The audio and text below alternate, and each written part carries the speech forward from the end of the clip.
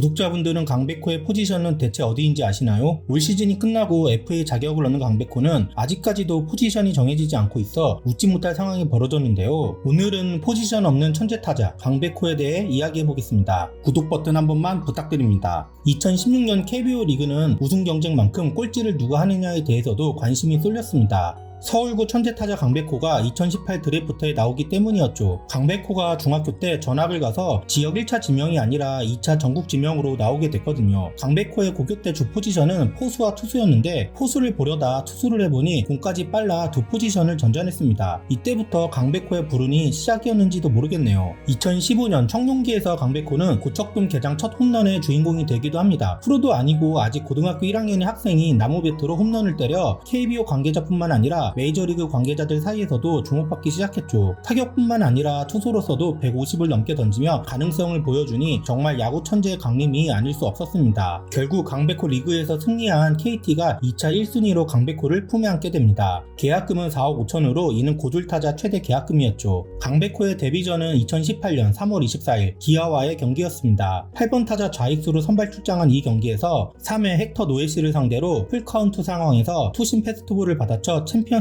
필드의 담장을 넘깁니다. 고교 신인 타자가 데뷔전 데뷔 첫 타석에서 홈런을 때려버린 거죠. 그야말로 강백호 리그라는 말이 아깝지 않을 정도의 임팩트 있는 데뷔전이었습니다. 강백호의 타격은 진퉁이었습니다. 데뷔 시즌 138경기 출장하여 2할 9푼, 29홈런, OPS 0.880, WRC 플러스 115.9, WAR 2.0을 기록했는데 직전 시즌 신인왕이었던 이정우와 비교하자면 선택 능력 면에서는 한참 뒤처졌지만 장타 능력에서는 비교할 수 없을 정도의 모습을 보여주었죠. 당연히 야구는 홈런이 최고기에 타격 능력 면에서는 대다수가 강백호의 손을 들어줬습니다. 그의 신인왕은 당연히 강백호의 차지였죠. 그러나 역시 수비에서는 이정우보다 한참 아래였는데요. 외야 전 지역에서 좋은 수비를 보여주었던 이정우와는 달리 강백호는 좌익수 자리에서조차 불안함을 보였습니다. 좌익수로 535이닝을 출전하였는데 실책이 6개나 되었고 수비율은 95.2밖에 안 되었죠. 그래도 강속구 투수 출신이니만큼 어깨 하나만은 진퉁이었습니다. 하지만 이게 뭐가 문제겠습니까? 아직 1년 차인데요. 2년 차였던 2020년에도 강백호의 타격 능력은 여전했습니다. 4월 한 달간 타율은 4할을 넘겼고 OPS는 무려 1.114나 되었죠. 그러나 이 시즌부터 포지션 문제가 스물스물 올라오게 됩니다.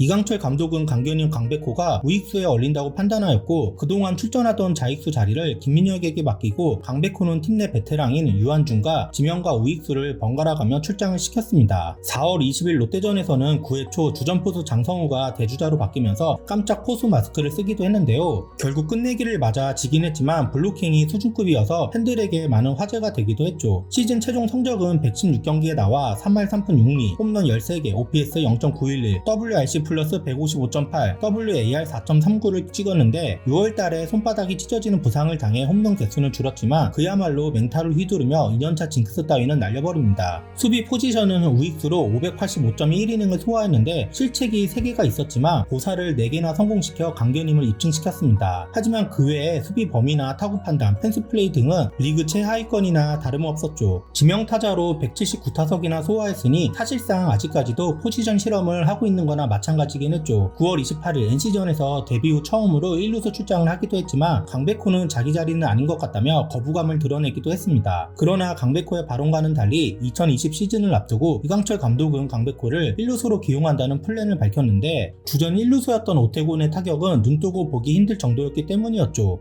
팬들은 강견이었던 강백호가 1루를 본다는 것에 아쉬워하는 한편 소속팀이나 국대의 미래를 위해서라도 강백호가 1루를 보는 것이 좋다는 의견도 많았습니다. 강백호는 개막전 때부터 붙박이 1루수로 출장을 했는데요. 타격이야 타율 3할 3푼에 홈런 23개, 타출장 3, 4호를 찍으며 1루수 골든글러브까지 석권합니다. 처음으로 풀타임을 소화한 1루 수비는 부침이 많긴 했습니다. 아무래도 내야가 처음이다 보니 포구 실책이 유독 많았는데요. 총 10개의 실책을 범해 SK의 로맥과 1루수 실책 공동 1위에 올랐고 수비 범위도 넓지는 않았습니다. 그러나 역시 타고난 강견으로 송구 실력 많은 리그 탑이었죠. 수비가 중시되는 도쿄올림픽에서는 대부분 지명타자로 기용이 되었는데 동메달 결정전에서 껌을 더럽게 씹고 있는 장면이 방송에 나와 해설을 하던 박찬호에게 쓴소리를 듣기도 했는데요. 이 사건 때문에 범국민적으로 욕을 먹어서 멘탈이 나가버리기도 합니다. 개인적으로는 좀 아쉬운 모습이긴 해도 이렇게까지 욕을 먹을 정도인가 하는 생각이 들긴 했죠. 팀이 창단 첫 한국 시리즈 우승을 차지한 2021년 주전 1루수는 바로 강백호였습니다. 홈런 16개 6개에 타출장 3, 4, 5를 찍고 WRC 플러스는 무려 168.7이었습니다. WAR 또한 6.80으로 홍창기에 이어 리그 2위를 차지하며 1루수 골든글러브의 주인공이 됩니다. 하지만 여전히 수비는 큰 문제점이었습니다. 실책이 무려 19개나 되었는데 포구에 대한 감각이 전혀 없어 보였거든요. 1루수가 무려 유격수는 할 법한 실책 개수를 기록한 것이었죠. 그리고 강백호의 포지션 문제에 결정타를 날린 2022 시즌이 시작됩니다. KT는 은퇴한 유한준의 대체자로 박병호를 FA에서 영입을 하였는데 아시다시피 박병호의 1루 수비는 리그 최상권이었죠.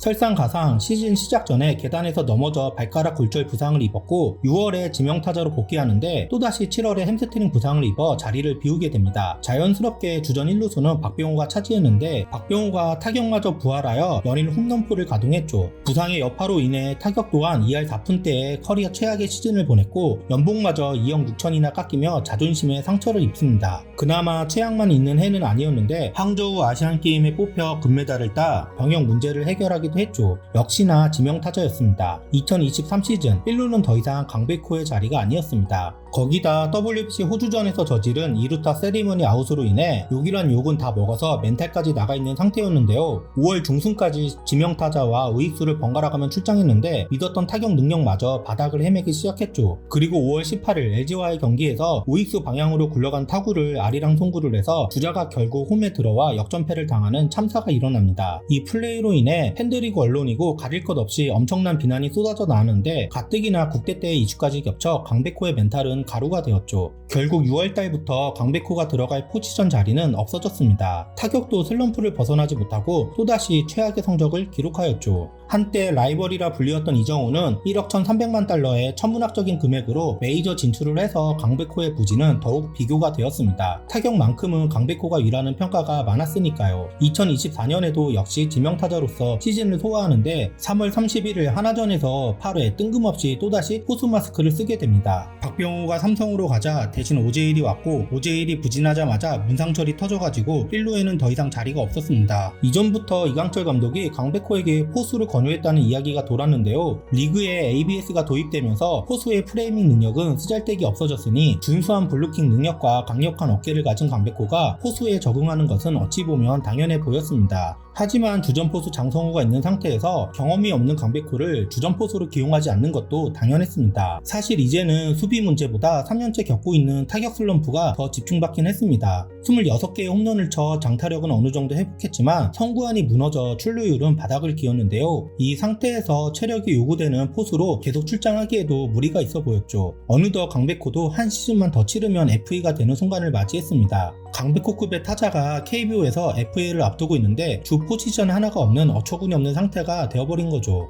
강백호도 유튜브 등에 나와 이제 제발 아무거나 좋으니까 하나의 포지션으로 자리를 잡게 해달라고 밝히기도 했습니다. 2025년을 앞두고 이강철 감독은 강백호를 포수로 기용하겠다 하더니 결국은 또 지명타자로 대부분 출장시키고 있습니다. 강백호를 지켜보고 있던 메이저리그 스카우터들도 강백호의 가장 큰 약점은 포지션 문제라고 대놓고 밝혔습니다. 비단 메이저뿐만 아니라 국내 구단들도 지명타자로만 강백호를 영입하기에는 예상되는 몸값에 부담이 너무 클 수밖에 없게 되었죠. 나이도 아직 20대 중반에다 타격은 언제든 반등할 수 있는 재능을 가졌지만 강백호의 포지션 리스크가 너무 컸으니까요. 개인적으로 이강철 감독의 강백호 육성이 아쉬운데요. 강백호급의 타자는 수비가 조금 아쉬워도 세금이라 생각하고 한 포지션에 박아두고 키워야 하는데 투수 출신이라 야수들에 대한 이해도가 부족한 건지 지나치게 수비력만 강조하다 야수들이 성장의 기회를 못 받는 경우가 많이 보였습니다. 한마디로 베테랑 슬롬3에다가 신인 야수들은 포지션을 뺑뺑이 돌리는 경우가 많았습니다. 당장 강백호뿐만 아니라 지금은 LG로 간 천성우도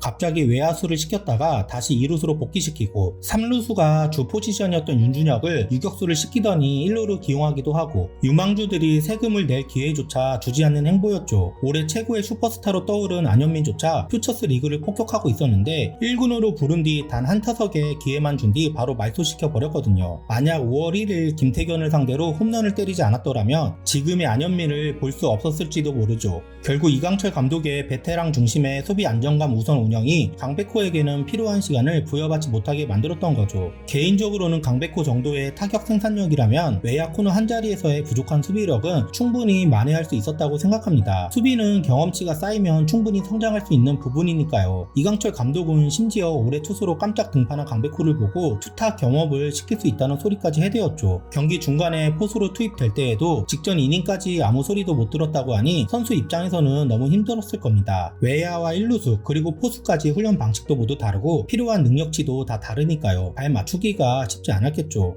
물론 이강철 감독은 팀을 우승까지 시키고 KT를 강팀의 반열에 오르게 한 명장 중에 한 명입니다. 저 같은 일개의 야알못 유튜버가 평가할 분은 아닙니다. 하지만 야구팬의 입장에서 이강철 감독의 강백호 포지션 문제는 문제가 있다고 생각이 들었습니다. 8년차 프로 선수가 자신의 포지션 좀 정해달라고 울부짖는 게 안타깝거든요. 실제로 지명으로만 출장을 하면 땀이 식어서 타격에서도 더 힘들다는 이야기를 했습니다. 올 시즌 끝나고 강백호가 어떠한 선택을 할지 너무 궁금해지는데요. 아마도 자신에게 수비 포지션을 정확히 줄 수 있는 팀을 고르지 않을까 생각이 듭니다. 물론 돈이 우선이겠지만요. 사족이 길어지다 보니 분량 조절에 실패를 했습니다. 강백호 선수가 다시 한번 반등하여 국대에서도 좋은 모습을 보여주길 바라며 이만 마치겠습니다. 부족한 영상 재밌게 보셨다면 구독, 좋아요, 알림 설정 부탁드립니다. 감사합니다.